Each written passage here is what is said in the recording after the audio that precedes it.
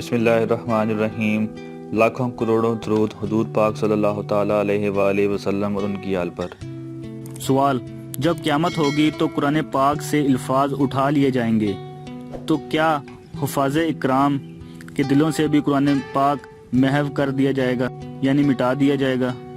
جواب: بسم اللہ الرحمن الرحیم، جی ہاں، جب قیامت قائم ہوگی تو قرآن پاک سے بھی الفاظ اٹھا لیے جائیں گے اور حفاظ اکرام کے دلوں سے بھی قرآن پاک محو کر دیا جائے گا، یعنی مٹا دیا جائے گا، جیسا کہ حضرت سیدنا ابو ہریرہ رضی اللہ تعالیٰ عنہ سے روایت ہے، کتاب اللہ پر ایک رات ایسی آئے گی کہ لوگ صبح کریں گے تو قرآن پاک کی ایک آیت بلکہ ایک حرف تک کسی کے دل میں نہ ہوگا، وہ سب تمام دلوں سے محو ہو جائے گا، یعنی مٹا دیا جائے گا۔ فردوس الاخبار کی حدیث نمبر 8414۔